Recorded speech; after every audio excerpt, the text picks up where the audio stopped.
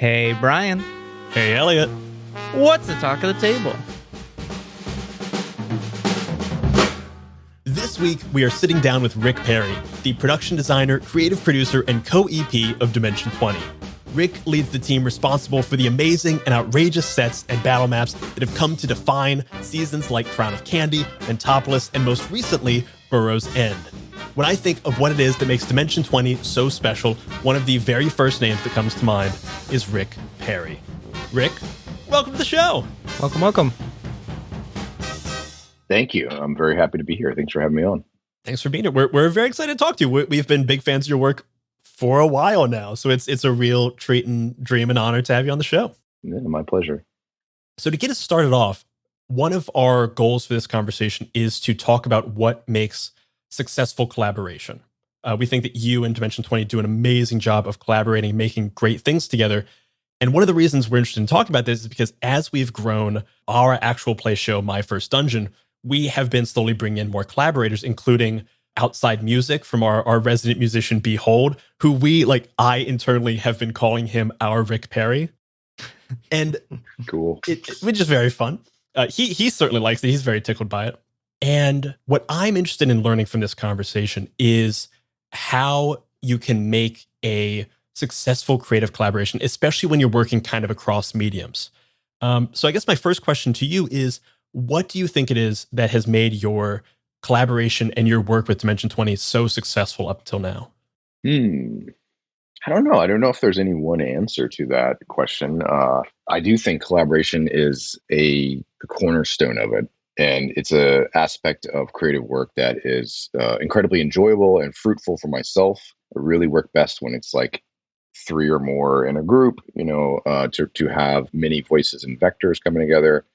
I don't know. I feel like Dimension 20 is kind of we got a lot of room to sort of like come up with the show and create this thing and sort of go as hard as we wanted to. And Dimension 20 is kind of like this little, it can be at its best moments, this little like reactor box of all these very talented people with high rapport, just jamming and doing it for extended periods of time over months and months. And then it just reaches a crescendo during the shoot and that carries on into post. It's this big, long, jam band kind of thing or something.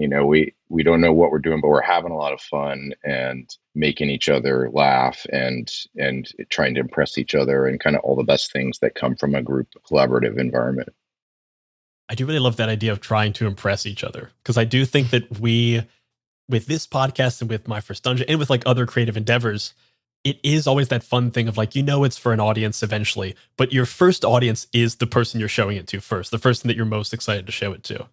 Yeah, that's that kind of the most important audience, because it's the audience that maybe you even respect the most, kind of that you have the most, that like these people that I'm working with who are in different disciplines are the best at what they do, and pushes you to try to be the best as well at what you're doing, and to get that twinkle in their eye or that laugh, to get that mutual respect kind of is definitely motivating. Yeah.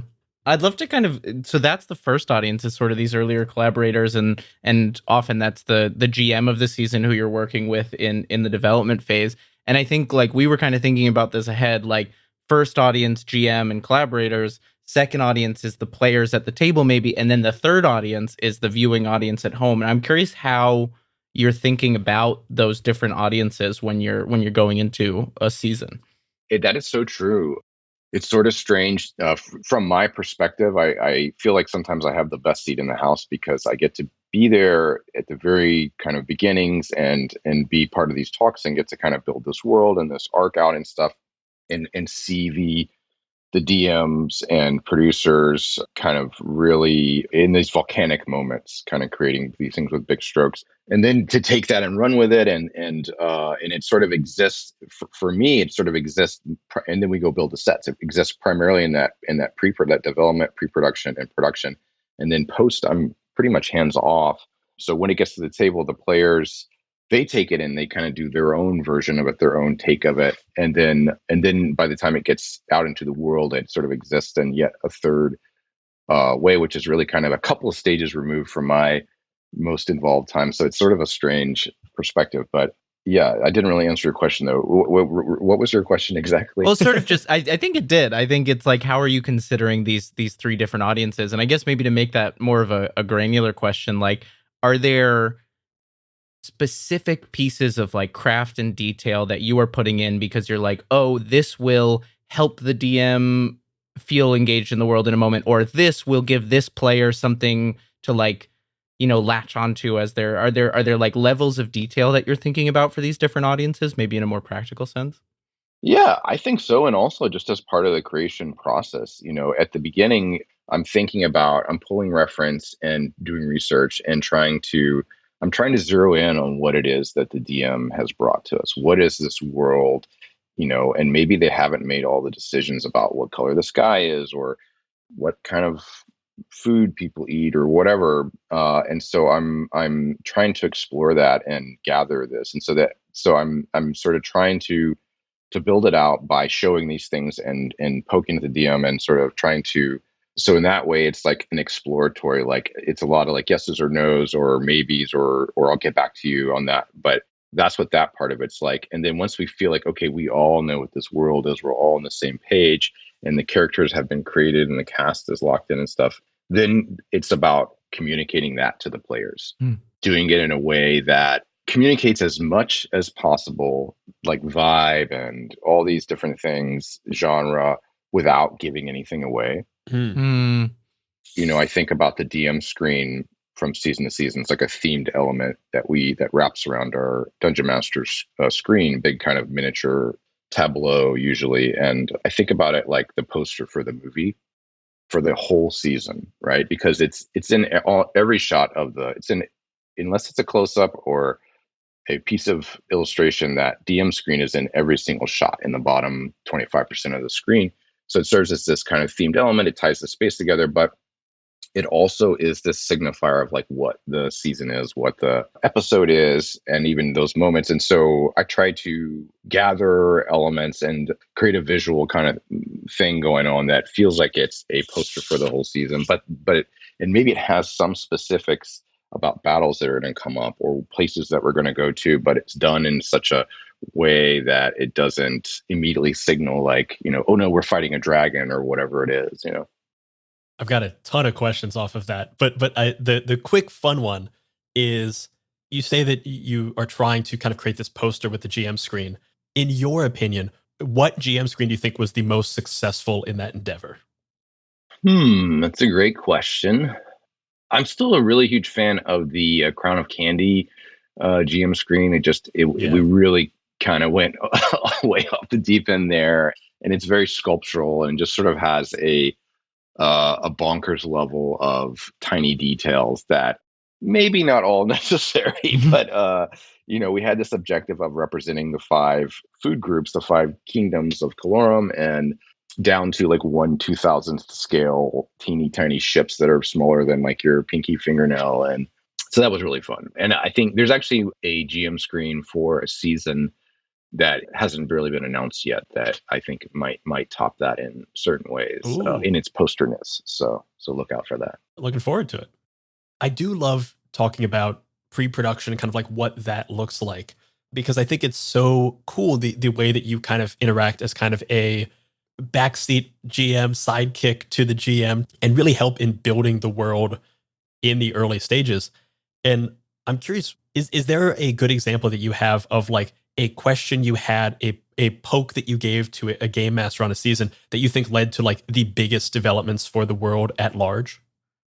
The GM of any given season is still the sort of primary creative of it. So, I think I'm really, my role really is to try to try drums or whatever it is to their main, melody. I'm sort of trying to like build it out in a way, but I don't know. I mean, a bunch of stuff. I get to kind of be the first player in a way too, or the first, like, it's like the GM is coming up with this world and I'm imagining like, the minutia of it. Because for instance, like in the Crown of Candy, the people are made of food. And as someone who has to like build the little buildings and stuff for these battle maps, I start thinking like, well, what is this? This is clearly like a medieval like wooden hut. but like, what is it made out of? What's the wood? Because it's not wood. Is this chocolate wood? And then, so that's just a question for Brennan. And then like, well, what about if the people are food and they eat food? Can they eat each other? What happens if they eat? Is that what like kind of? And it sort of forced a bit of like development on that, and like essentially it's like I bumped up against a guardrail or a boundary, where Brennan's like, no, this is how this works because XYZ.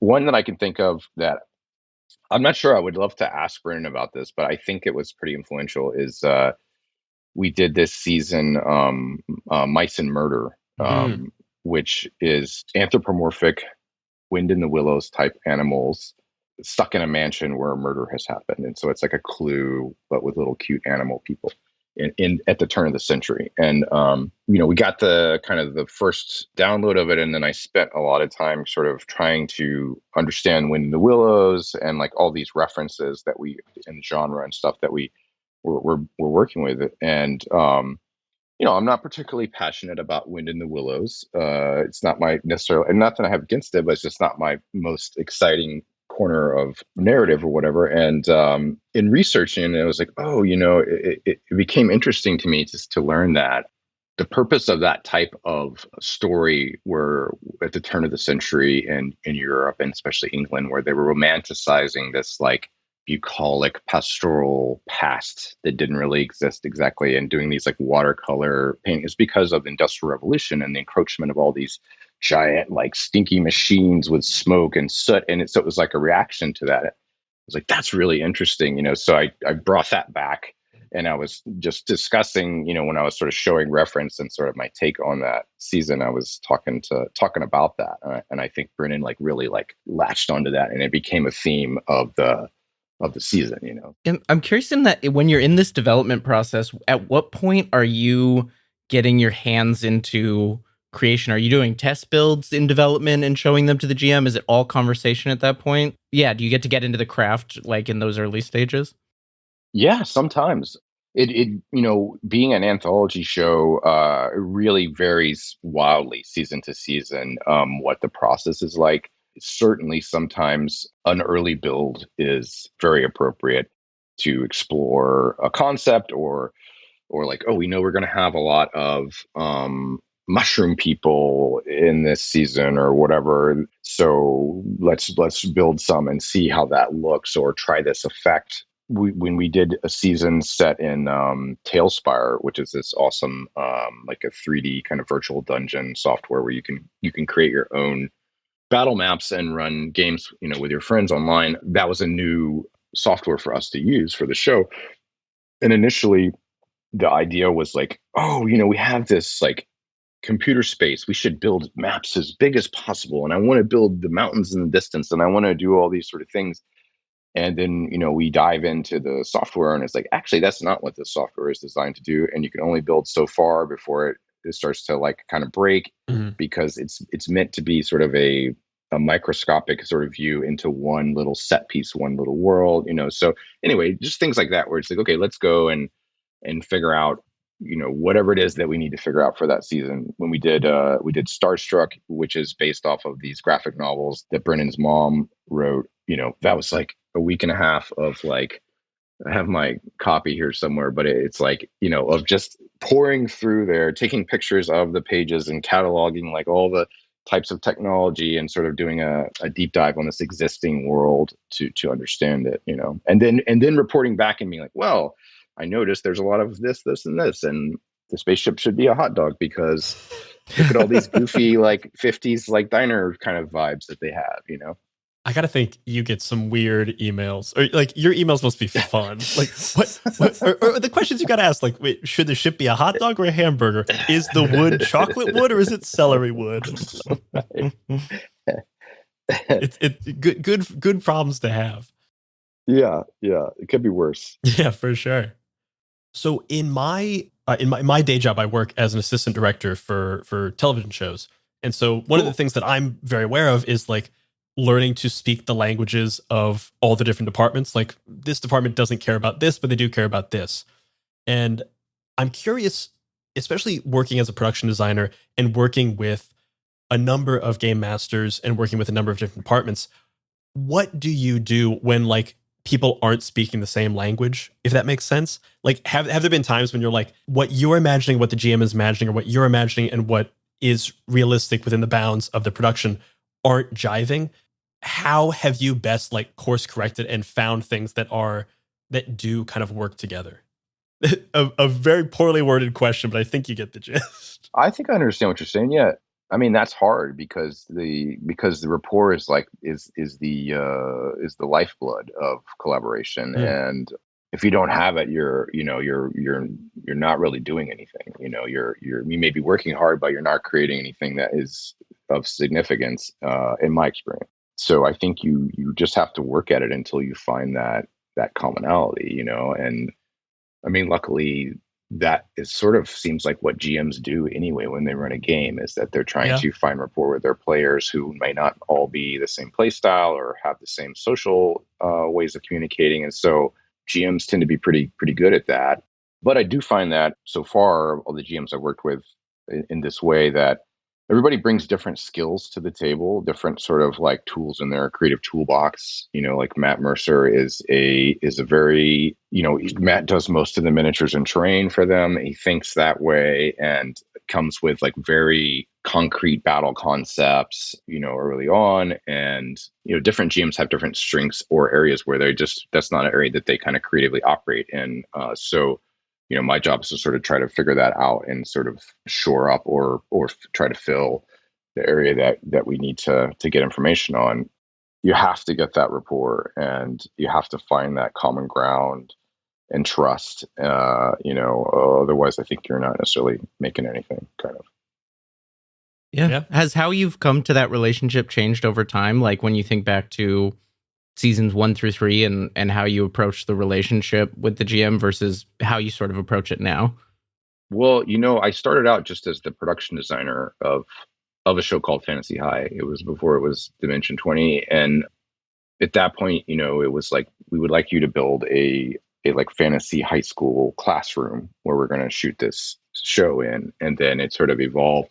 But being there in a similar way at a time when Dropout was had some money to invest in shows, and they were spinning up a whole bunch of shows at once. So there was kind of a bit of a vacuum as far as like, I think, ability to give everything to a single show, especially a show like an actual play show, which really is a massive amount of both content and creative choices and world building, all these sort of things. So there was a lot of like, well, what about this? What if we did miniatures? What if we did this? Or like, hey, let me show you all this thing I just found. And it, it would cost $5,000 more, but it's really cool if we put LEDs on the set. And they're like, yes, or whatever, let's do that. So it was very collaborative. And then also realizing that like, okay, we're going to build these battle maps, but like, and Brennan knows that knows a lot about the first battle and elements of these other battles, but there's a lot that is not figured out. So I'm going to start suggesting stuff or asking questions and try to get answers, and because it's just a huge amount to like magically just sort of know in your head, especially at the top of a season that doesn't exist, right? That maybe the player characters haven't even been created for yet. And so I kind of like occupied that space both because I think I'm comfortable there, like I have a writing and directing background and I DM. And so I kind of know a bit about the needed elements, and then I have that art department side. So I sort of stepped into the gap there and then eventually it was like, oh yeah, I'm kind of doing more than a regular production designer would be doing on a show. I feel like maybe I'm sort of like, helping create this arc and whatever. And so I got the creative producer title and now I've just been here long enough that I'm sort of like a fixture, that like one of the few people from the beginning. And so I just, know a lot about how we make the show or whatever. So I'm a co-EP now too. But. There is also something to be said that there are, regardless of medium, there are very few people behind the camera who are as well known by name as the players in front of the camera. Like if I asked anyone to name people from Dimension 20, they'd come up with the game masters, a couple of players, and they'd be like, oh yeah, and Rick Perry, of course, which I'm sure has got to be a bit of a head trip for you. It's wild. I mean, of course, it feels great to get called out, and as a creative person, it's awesome to. I mean, it really means a lot that people know what we make and appreciate it, and come find us on Twitter and tell us how awesome it was, or whatever, And it's really awesome to be called out by the players and the GM, and I love hearing our crew now. More and more of our crew are getting kind of called by name, which I think is awesome. But yeah, it's wild. I don't know. I mean, it's surprising and awesome. So it sounds like you had this sort of very natural growth and filling in of a position from like production designer to production designer and creative producer and co-EP. Have you had an opportunity to watch other people within like your team who've grown and like shown their abilities to grow into positions that maybe they didn't know at first, like over the course of now 20 seasons? Do you have any like great stories of somebody who you would shout out who's had a journey like that? Yeah, well, I've had the great fortune of working with a few. I mean, everybody that we try to bring on the team, I think, is incredibly talented, but a few people stand out that it's just clear the journey that they took, and the growth, over time. I'm thinking of the couple that jump to my mind, which I know there's more than this, are like Shane Brockway, who's our senior or lead, depending on the season, minis painter, who was on the very first season in my garage painting miniatures. And it's just, we all kind of, the people that care about the show and enjoy making it and enjoy collaborating like this, even just within our art team, I think we thrive, because it's a really fun show to work on. It's really unique. It's awesome to get recognized and that there's an audience for the show. And so that is like nitroglycerin for creative people. It just gives us juice, and like, we are so excited when these episodes come out and everybody gets blown away by the stuff. No, but like, yeah, a bunch of people, like, I think it was not even 2 years ago, Raven Bartlett came to my shop here as a model maker, a first time kind of model maker, although they had experience working in theater and doing those type of models and stuff. But Raven was great, and Raven then went on to art direct a number of seasons. Yeah, Casey McGeorge, who started as a remote art director on a small kind of remote season, now has probably art directed more seasons of Dimension 20 than ever, and is production designing things for Dropout and other things out there. So, I mean, I can't take credit for those people's skill and stuff, but it's really fun to help create a space where there are opportunities for people to thrive, and Right. And help us make cool shit. And man, they make me look good. And that's part of like great collaboration is like, when you're able to give people that room, I feel like, whether they're Yeah, working quote unquote under you or alongside you, like giving them the opportunities and space to grow in that way feels like a great piece of that. totally. It is also like a sign of a successful collaboration or like a successful partnership within a team of like, I'm excited to make my like boss look good and they're excited to make me look good. It's just like a very simpatico thing. It's great. Totally. Yeah, it's like you need space to operate. You need opportunities. You need those little vacuums where you can do your solo or whatever it is. And hopefully by then you know enough about what the song is you're all playing or whatever, so that it all fits together perfectly. Yeah, 100%. I did want to circle back just a little bit to something you'd said earlier and this is something that I have in mind when I'm like running a season or when I'm running my own games. It amazes me that you guys have battle set number 10 ready to go before episode 1. Just because like, we just did a season we played Orbital Blues. It was supposed to be 4 episodes. It became 6 episodes. For you guys, that can't happen. For us, it's like we can let it kind of slip a little bit. I guess my question is, how much does battle set 10 change from episode 1? Like, are those actively being worked on during the show, or do they stay pretty similar to what they were at the start of filming?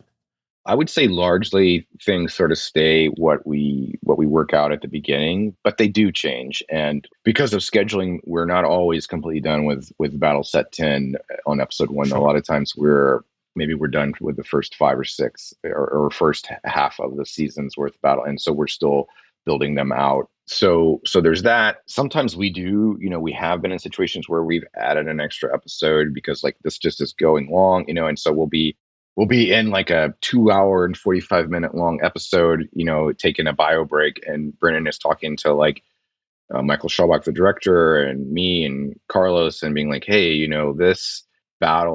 this episode, I cannot finish it here. We're going to have to go a little longer, or we're going to need to push that battle back an episode or whatever, and so we will rapidly make these decisions like, okay, we move that to 107, and that means this goes to one, and then we do this. Okay, great. That's the plan. So we are able to pivot. We've done things where we've swapped battle sets, like, oh, we were supposed to go to this battle, but now we're going to go to this battle instead, out of order. And there are also times where after or in the middle of an episode, Brennan will like Slack me and be like, hey, we need 13 gray wizards or whatever it is, tomorrow, and I'm like, okay, I got you. But that's the thing. It's very much like GMing, right? It's like you make this plan, but and that allows you to just like in production work to be ready for like 90% of the stuff, and it allows you the bandwidth to take care of the 10% that's totally wild and that you're going to have to flex for, so it's the quote that I love that is plans are useless, planning is essential. Exactly. If you get the framework good enough, you can adapt to anything. If you structure it too much, you're dead in the water. Yep.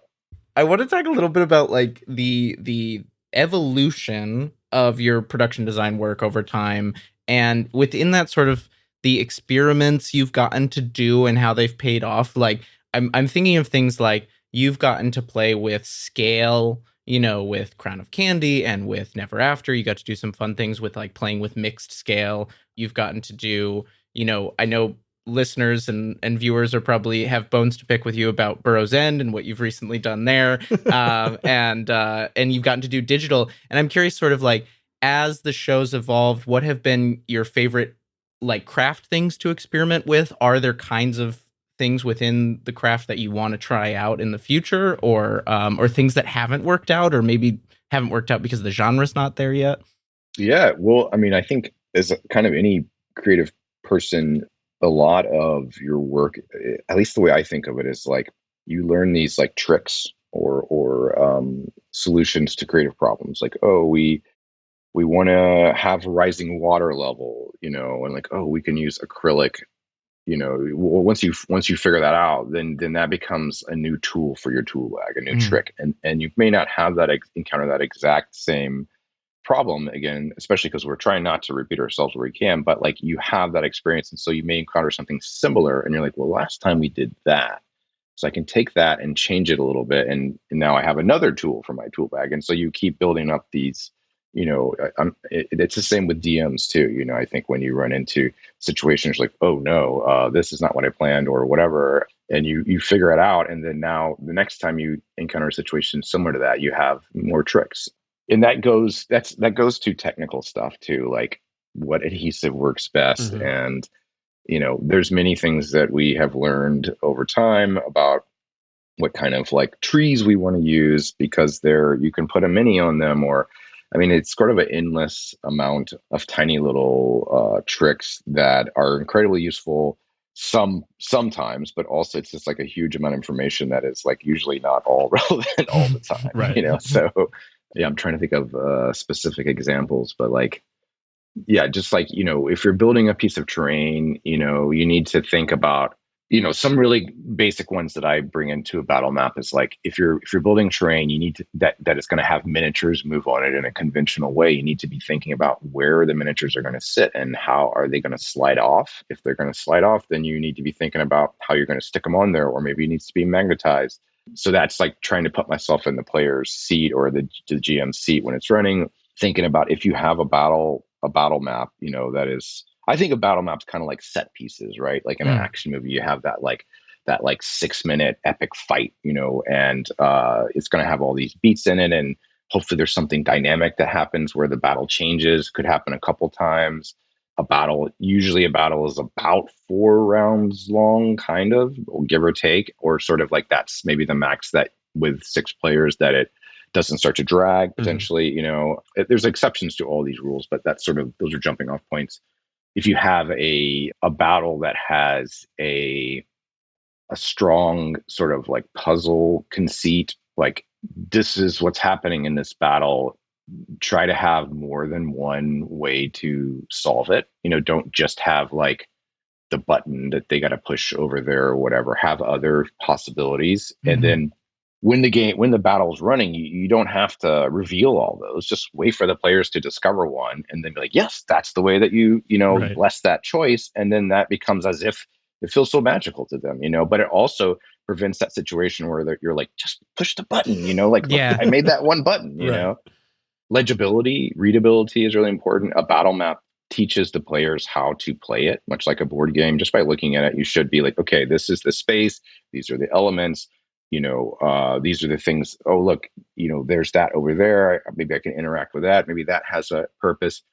When you're making a miniature, you're sort of like censoring what elements go into it because it's impossible to do every fiber of every tiny thing. So you're already making choices about what's visible and not visible. And with the battle map, you're also doing that. Don't include things that you think are maybe they're realistic, but they are a distraction. Much like there was a battle map in the first season where there was a vulture that was cool, and I put it on a battle map, and the players kept trying to talk to the vulture and burning their turns trying to unlock the mystery of the vulture, and eventually Brennan was like, the vulture flies away. And I'm sitting there going, oh god, I should not have put that vulture on there, because it didn't have a purpose. So everything that you put in there, realize that it is talking to the players. Like your battle map is this sort of like silent other ingredient, other player there that is improvising with them and interacting with them, so all that stuff is signaling things to them. It's also a fun added challenge, I have to imagine, for a production designer, because if you're building a set for like a normal show, there's no one there who is actively trying to like poke holes in it. Like everyone's just they accept the reality. But when you have players, like Emily Axford, who's just like, I'm going to try to fuck up all your shit as best as possible, and whatever is there, I'm going to use. It's like if your film set was an escape room. That's a really good analogy. Yeah. It's we try to make everything as like bulletproof and strong, just from a technical side as possible, because new model makers that come in, I'm like, okay, we need this many, here's the drawings, whatever. And they make it. And then I'm like, that is going to be too brittle. And they're like, no, but if you pick it up like this, I'm like, that is not how the person's going to pick it up. They're going to pick it up in whatever is the most destructive way possible, because they're busy doing their job, which is to make awesome performance. They're not thinking about the most delicate way to pick up that many. So, and we also have to think about things like, the height of sets, right? It's a 360-degree set, which means that it's looked at from 3 cameras that are all shooting this middle part of the table from different perspectives. So, you can't put something like this because it will block the cast. So then if you're like, well, maybe I'll put it, and I'm holding my hand up directly in front of my face, so maybe I'll put it to left of my face. But then you go look in the other camera angle and it's actually right in somebody else's face, So it creates this little puzzle of like of how to use the space. And all of our battle sets, we go back and shoot close-ups of them afterwards. Michael Schaubaugh, Kevin Stiller, our team goes back and stages these well-lit with like haze and tracking shots, these beautiful shots of the minis. But in order to do that, they need wild walls. They need elements of the set to come apart so that the camera can actually get in there. So those are also things that we're thinking about when we're designing set, is like that whole section needs to be magnetized and removable, And just to, I guess, emphasize that last thing you were saying about the like eye lines and not blocking, 7 eye lines, at least 3 cameras that you're having to consider? 3 cameras on the cast, and then there's usually if it's a battle, there's an overhead camera that started out just for reference of what's happening in the battle, but now it's also one they use. And then they have like a kind of a 3/4, not fully overhead, but higher angle too. So there are 5 cameras now on a battle season of D20. Can't hide much. No. Yeah. Yeah, can't hide much. On the subject of sets, and like you guys have done so much, and you said you're trying not to repeat yourself, is there something that you haven't been able to do yet? Is there like a fun trick in your tool bag that you're just like, hoping to get out sometime in the future?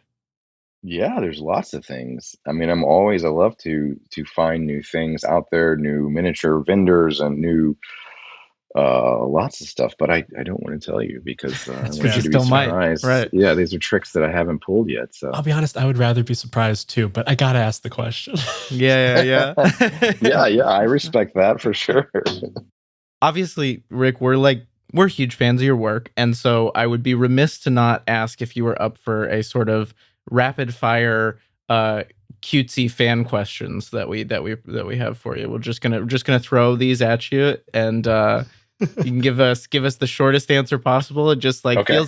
feels like the thing we gotta do, but we're gonna Also, call it the rapid fire cutesy shit round. So I've got to be very Let's do clear. it. Elliot set this up as if they are fan questions. The fans were me and Elliot. oh yeah, no fan questions as in the two of us. I Okay. hope that's clear. So we're just gonna kind of move like what's a surprising trick you use all the time? If super glue doesn't work, 5-minute epoxy works. Favorite set? Favorite set is generally the last one I worked on. Yeah, I get that. It's such a big job and it's sort of like really intense. And then when it's over, I'm on to the next thing. So Favorite mini? favorite mini. There's some minis coming up in the Fantasy High Junior Year season. Actually, I take that back.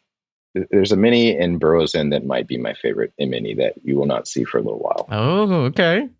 Love this. We'll check back. Love the tease answers. Favorite GM screen, which you sort of alluded to, is maybe one upcoming. Yeah, well, we did one for season. It hasn't been announced yet. That I would say is the most poster-like of any season for sure. But actually, I think my new favorite GM, or maybe it's a tie between the Crown of Candy GM screen and the Fantasy High Junior Year GM screen. And then as a producer, in addition to your work as production designer, as producers ourselves, what's your favorite putting out a fire production war story? Like, because we've all got them. Well, some of those you probably can't tell. Oh, but, yeah, the ones you can tell. Those are the best ones. Oh man! We'll just put a long censor beep for the next 3 minutes. I don't know. This is not really a producer war story, but so when I first started working in production, I was living in New York City, and I worked at a scenery shop in Spanish Harlem. And this is more of a horror story. Okay. So a slight gore injury warning here. I was working on as a carpenter for these backdrops for VH1 Total Request Live, and I had to drill a bunch of repetitive holes in something. And the working conditions were not great. We had been working too many hours, and it was a Sunday, and my hand got stuck in the drill press, and the end of my finger snapped off. Oof. But they put it back on, and everything was okay. So, but that was definitely a war story. Thank God for modern medicine. Jesus. Yeah. New piece of Rick Perry lore has a reattached finger. I think kind of as we kind of move to a close, one of the things that I'd love to ask are, what are your main tenets as a designer? So like, what do you think separates good from great? Or like, what are your core beliefs that you think go into every set and every bit of design that you put out into the world? For me, there has to be a great amount of truth in world building. It has to resonate as real. I want to be able to have a sense for what it smells like there and what's, the dirt under the fingernails. Like I want the world to make sense. And I think maybe that's just my way of getting fired up about it, because that allows me to find like the beauty or the aesthetically interesting things to feel inspired to create beautiful things. But for me, it's like I'm a big Wikipedia reader, and research and just sort of like do my own world building is a big part of my design process. And the other thing I will say is I love to leave aspects of design open-ended until the last possible moment. I like to it's part of the reason I like to be a production designer and also get to lead the shop, because I want the thing we're making to stay alive and vital and allow for any last moment inspiration as we're working with this material to be like, oh, you know what, this should all be blue instead of red. It's going to look so much better or whatever, and do that. I like to try to keep the process alive through the whole course of it. I love that. That's great. I wrote this down because I really liked it. The dirt under the fingernails of world building is a great phrase. Yeah. So you've been working with, Dimension 20 for a while now, but you said you also are a gamer, player, GM yourself. I'm curious, sort of, what do you play for fun? What do you play for inspiration? And then maybe how has your time with D20 changed how you play games in your personal life? Well, I feel like I have less time to play games than I did before, but that's probably not true. I tend to like games that are heavy on world building, whether that's a part that the players are doing or that they're just a really rich, like lore rich world. I play in like a Dark Sun 5th edition game that I've been playing in a long time. I play in a Dark Heresy 2nd edition game, which is like it's the Warhammer 40,000 game where you're like a kind of like an FBI agent or something, sort of going around finding corruption. What else? I like to GM games that are sort of rich and in world, and that are kind of have a gritty sort of dark, like a lethality to them. I'm currently GMing, which I'm actually finding the most joy in right now, is my our 8-year-old just of their own accord wanted to play games. So I've been running a 5th edition, just the Lost Mines of Fendelver, where That's tweaked so it a little fun. bit, but with the neighborhood kids around here, and it's been a blast. So Start them young. yeah. And then the last question we have, this is the question we end every interview with, is what are you bringing to the table? So who is a person? What is a game, a show, a resource, anything that you're excited about, either within tabletop or outside of it, that you would want to recommend to anyone listening right now? It's been a few weeks now, but I'm still kind of on a high from Big Bad Con. That Very was nice. amazing. I mean, I've been to a few different conventions, and I've been to some small kind of like regional conventions like that, but I met so many people that were that were like mutuals, from online, whose work I respect, but also people that I just did not know before, and who were so incredibly talented. Like, it was just so inspiring.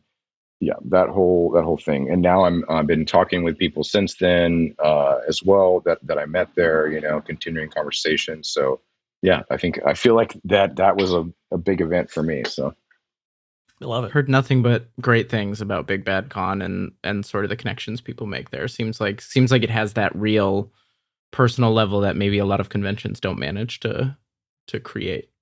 yeah, it didn't have it. I mean, it had a floor with some merch and some like up and coming type of merch, but or small like indie vendor type of merch, but it just is not about the floor at all. It's really about this kind of thing. People just talking about stuff they're passionate about. So yeah.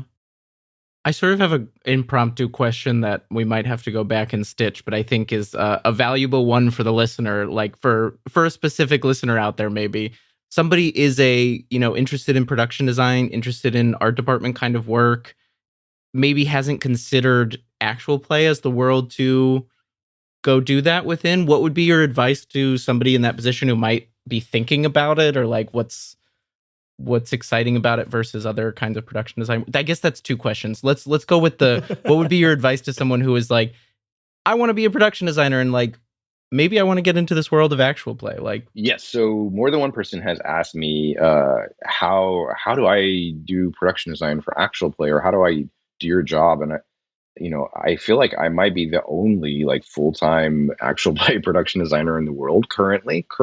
It doesn't mean that that there aren't going to be more opportunities, and there certainly are many opportunities. I mean, actual play is kind of the Wild West, I think, in a certain way. Like, we still haven't seen, like, I mean, as big as Critical Role is, as much ground as we're gaining, and some of these other shows, like, there still isn't like the big show yet. There's just so much, I feel like, that hasn't happened, that probably will at some point.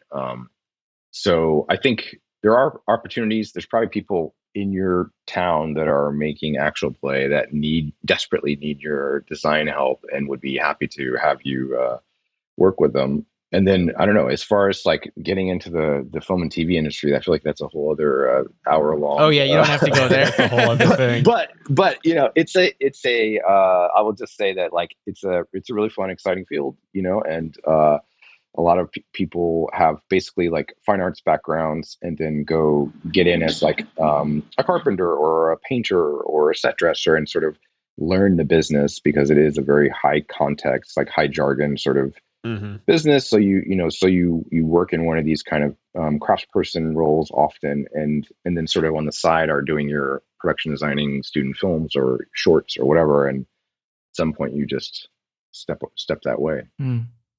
Love it. Perfect. That's all we had. I'm going to move to an outro. Unless, Rick, is there anything else you'd love to add in, or anything else you'd want to add to this conversation?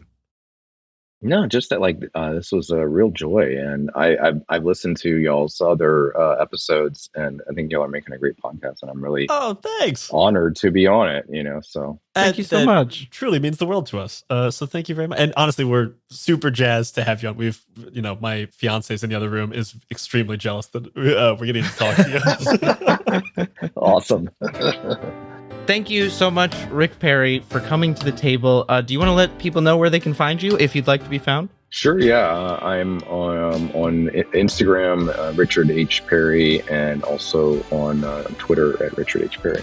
And if you want more gaming content from us, check out the 20-sided newsletter and the many-sided media Discord. Those will both be linked down in the show notes. Please rate, review, and follow Talk of the Table wherever you get your podcasts. And that's what the table is talking about.